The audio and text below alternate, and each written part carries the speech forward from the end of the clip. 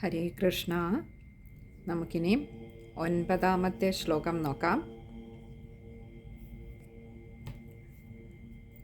ദൃഷ്ട്വാഥ ദൈത്യഹതകേന രസാതലാന്തേ സംവേശിതാം ഝടിതി കൂടകിടിർവിഭോ ത്വം ആപാദുകാനവിഗണയ്യ സുരാരിഖേടാൻ ദംഷ്ട്രാങ്കുരേണ വസുധാമദധാസലീലം. ഇനി നമുക്ക് അതിലെ പദങ്ങളുടെ അർത്ഥമൊന്ന് നോക്കാം. നമ്മൾ കഴിഞ്ഞ ശ്ലോകത്തിൽ ഭഗവാന് ഭൂമിദേവിയെ അന്വേഷിച്ചുകൊണ്ട് സമുദ്രത്തിൻ്റെ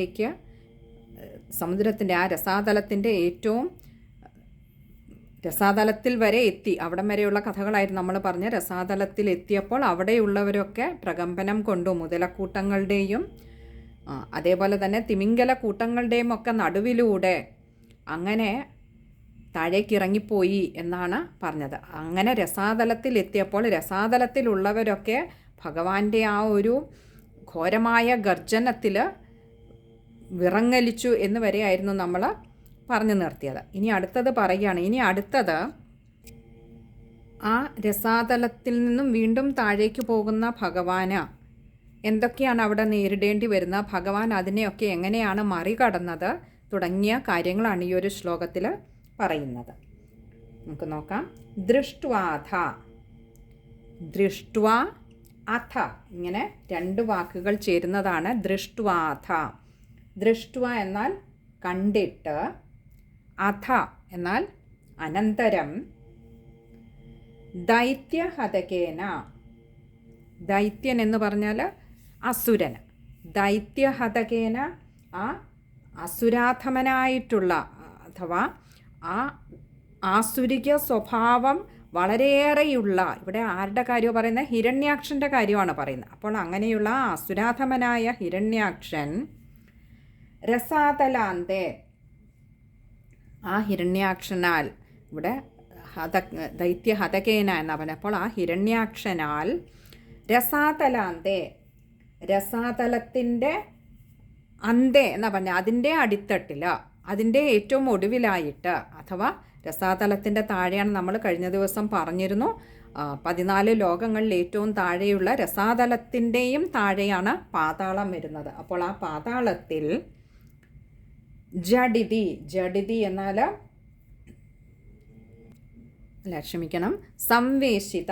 സംവേശിതാം എന്ന് പറഞ്ഞാൽ പ്രവേശിപ്പിക്കപ്പെട്ട, അഥവാ ഭൂമിദേവിയെ ആ ഹിരണ്യാക്ഷനാൽ പാതാളത്തിൽ ഇവിടെ പ്രവേശിപ്പിക്കപ്പെട്ട എന്ന് പറഞ്ഞാൽ ഹിരണ്യാക്ഷൻ അവിടെയാണ് കൊണ്ടുവന്ന് ഭൂമിദേവിയെ ഒളിപ്പിച്ചു വെച്ചത്. അപ്പോൾ ഒളിപ്പിച്ചു വെക്കപ്പെട്ട ജഡിതി എന്ന് പറഞ്ഞാൽ പെട്ടെന്ന്, കൂടകിടിഹി വിഭോ, ഇങ്ങനെ രണ്ട് വാക്കുകൾ ചേരുന്നതാണ് കൂടകിടിർ വിഭോ. കിടി എന്ന് പറഞ്ഞാൽ നമുക്കറിയാം വരാഹം. കൂടകിടി എന്ന് പറഞ്ഞാൽ ആ മായാവരാഹ സ്വരൂപിയായിട്ടുള്ള വിഭോ, അല്ലയോ ഭഗവാനെ, ത്വം എന്ന് പറഞ്ഞാൽ അങ്ങ.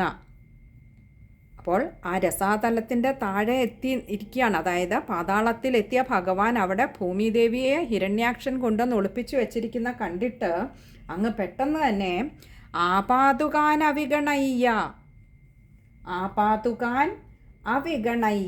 ഇങ്ങനെ രണ്ട് വാക്കുകൾ ചേരുന്നതാണ് ആപാതുകാൻ അവിഗണയ്യ. ആപാതുകാൻ എന്ന് പറഞ്ഞാൽ അവിടെ തനിക്ക് നേരെ ആ സമയത്ത് നമുക്കറിയാം താഴേക്ക് പോകുന്തോറും ആ ഒരു പാതാളത്തിലൊക്കെ എത്തിയപ്പോഴേക്കും ഹിരണ്യാക്ഷൻ്റെ കൂട്ടാളികളായിട്ടുള്ള മറ്റ് അസുരന്മാരുണ്ട്, ആസുരിക സ്വഭാവമുള്ള മറ്റ് അസുരന്മാരൊക്കെ കൂടി ആപാതുകാൻ ഭഗവാന്റെ അടുത്തേക്ക് അങ്ങനെ ഭഗവാനെ എതിർക്കാനായിട്ട് പാഞ്ഞടുക്കുകയാണ്. അങ്ങനെയുള്ള ആ അസുരന്മാരെയൊക്കെ, ആ തനിക്ക് നേരെ പാഞ്ഞെടുക്കുന്ന അസുരന്മാരെയൊക്കെ അവിഗണയ്യ എന്നാൽ അവഗണിച്ചുകൊണ്ട്, അവരെ തീർത്തും പരിഗണിക്കുന്നേ ഇല്ല എന്ന ഭാവത്തിൽ, അവരെനിക്കൊരു വിഷയമേ അല്ല എന്ന ഭാവത്തിൽ, ഭഗവാൻ തൻ്റെ ലക്ഷ്യം എന്താണോ അതിലേക്ക് തന്നെയല്ല, ആ ഭഗവാന്റെ മുൻപിൽ ഈ അസുരന്മാരൊക്കെ എത്രയോ നിസ്സാരരാണ്. അപ്പോൾ അങ്ങനെയുള്ള ആ അസുരന്മാരെ എല്ലാം അവഗണിച്ചുകൊണ്ട് സുരാരിഖേടാൻ, ഇവിടെ സുരന്മാർ എന്ന് പറഞ്ഞാൽ ദേവന്മാർ, അരി എന്നാൽ ശത്രു. അപ്പോൾ ദേവന്മാരുടെ ശത്രുവായിട്ടുള്ള അസുരന്, കേട്ടാൻ എന്ന് പറഞ്ഞാൽ ഏറ്റവും ദുഷ്ടരായിട്ടുള്ള ആ ദുഷ്ടതയെ കാണിക്കാൻ വേണ്ടിയിട്ട്. അപ്പോൾ അങ്ങനെയുള്ള ദുഷ്ടരായ അസുരന്മാരെ തീർത്തും അവഗണിച്ചുകൊണ്ട്, തനിക്ക് നേരെ പാഞ്ഞെടുത്തിരുന്ന ആ ദുഷ്ടരായ അസുരന്മാരെയൊക്കെ തീർത്തും അവഗണിച്ചുകൊണ്ട് ദംഷ്ട്രാങ്കുരേണ, ദംഷ്ട്ര എന്ന് പറഞ്ഞാൽ തേറ്റ, പന്നിയുടെ ഈ മുൻവശത്ത് കാണുന്ന ഈ മുകളിലേക്ക് നിൽക്കുന്ന ആ സാധനം. അപ്പോൾ അതാണ് ദംഷ്ട്ര എന്ന് പറയുന്നത്. ആ തേറ്റ ദംഷ്ട്ര അങ്കുരേണ എന്നാണ് പറഞ്ഞത്. ആ തേറ്റയുടെ അഗ്രഭാഗത്തിൽ, ഏറ്റവും ആ അങ്കുരം എന്ന് പറയുന്ന ആ മുകളിലേക്ക് വരുന്ന ഏറ്റവും അതിൻ്റെ അഗ്രഭാഗത്ത്, ആ അഗ്രഭാഗത്തായിട്ട് വസുധാമദഥ, വസുധാം അദഥാഹ, ഇങ്ങനെ രണ്ട് വാക്കുകൾ ചേരുന്നതാണ് വസുധാമദഥ. വസുധാം എന്നാൽ ഭൂമിദേവിയെ, അദഥാഹ പൊക്കിയെടുത്തു. എങ്ങനെ? സലീലം, ഒരു കളിയായിട്ടെന്ന വണ്ണം പൊക്കിയെടുത്തു. അപ്പോൾ ഇവിടെ പറയുകയാണ്, ഭഗവാന് ഈ മുതലക്കൂട്ടങ്ങളുടെയും തിമിംഗലക്കൂട്ടങ്ങളുടെയും ഒക്കെ നടുവിലൂടെ താഴെ രസാതലത്തിൽ ചെന്നിട്ട് അവിടെ നിന്ന്, അപ്പോൾ ഈ പോകുന്ന വഴി എങ്ങും തന്നെ ഇത്രയും ലോകങ്ങൾ താഴേക്ക് കടന്നിരിക്കുന്നു. അങ്ങനെ രസാതലത്തിൽ എത്തിയിട്ടും ഭഗവാൻ അവിടെ എങ്ങും ഭൂമിദേവിയെ കാണാനായില്ല. അവിടെ നിന്ന് വീണ്ടും അതിൻ്റെ അടിത്തട്ടിലേക്ക് എന്ന് പറഞ്ഞാൽ ആ പാതാളത്തിലേക്ക് ചെന്നപ്പോൾ ഭഗവാൻ അവിടെ കണ്ടു ഹിരണ്യാക്ഷനാൽ ഒളിപ്പിക്കപ്പെട്ട് വെച്ചിരിക്കുന്ന ഭൂമിദേവിയെ. ഉടനെ തന്നെ ഭഗവാൻ എന്തു ചെയ്തു?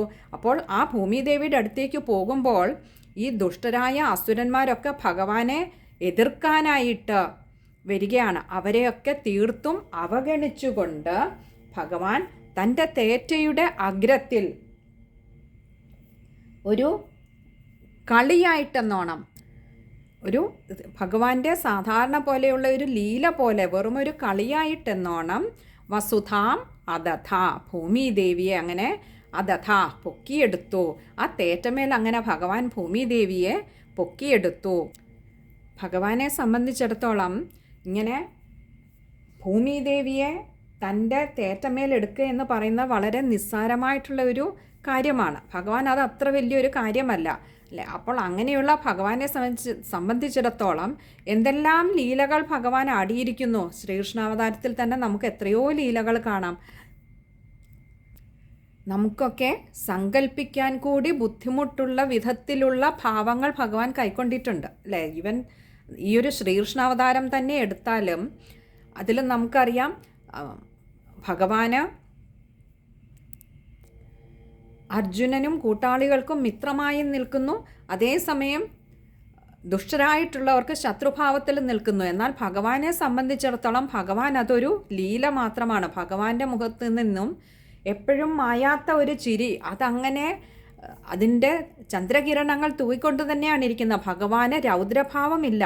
പക്ഷെ ഭഗവാനാകട്ടെ ഇതെല്ലാം ഒരു ലീലയാണ്. നമുക്കറിയാം ഭഗവാന് ഗുരുവായൂരപ്പൻ്റെ മുഖം നോക്കുമ്പോൾ നമുക്കറിയാം അങ്ങനെ പ്രസാദിച്ചു നിൽക്കുന്ന ആ ഭഗവാൻ എങ്ങനെയാണ് ഒരു നരസിംഹാവതാരം എടുക്കാൻ കഴിഞ്ഞതെന്ന് നമുക്ക് മേൽപ്പത്തൂർ നാരായണ ഭട്ടതിരിപ്പാടിനും ഈ ഒരു സന്ദേഹമുണ്ടായിരുന്നായി കേട്ടിട്ടുണ്ട്.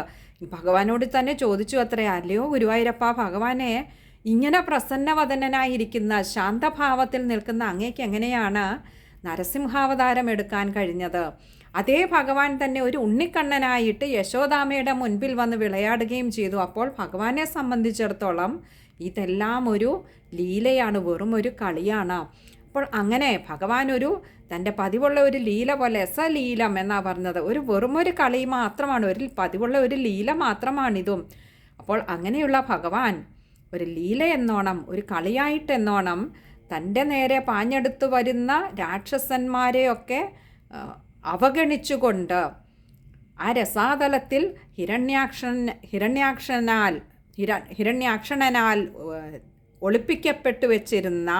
ഒളിപ്പിച്ചു വെക്കപ്പെട്ടിരുന്ന ആ ഭൂമിദേവിയെ തൻ്റെ ആ തേറ്റയുടെ അഗ്രത്തിൽ അങ്ങനെ ചേർത്ത് പൊക്കിയെടുക്കുകയാണ് ഉണ്ടായത്. ഇനി നമുക്ക് ആ ശ്ലോകം ഒന്നുകൂടി നോക്കാം. ദൃഷ്ട്വാഥ ദൈത്യഹതകേന രസാതലാന്തേ സംവേശിതാം ഝടിതി കൂടകിടിർവിഭോ ത്വം ആപാതുകാനവിഗണയ്യ സുരാരിഖേടാൻ ദംഷ്ട്രാങ്കുരേണ വസുധാമദധാസലീലം. ഇനി നമുക്ക് ആ ഒരു ശ്ലോകം വായിക്കുമ്പോൾ ശ്രദ്ധിക്കേണ്ട കാര്യങ്ങൾ: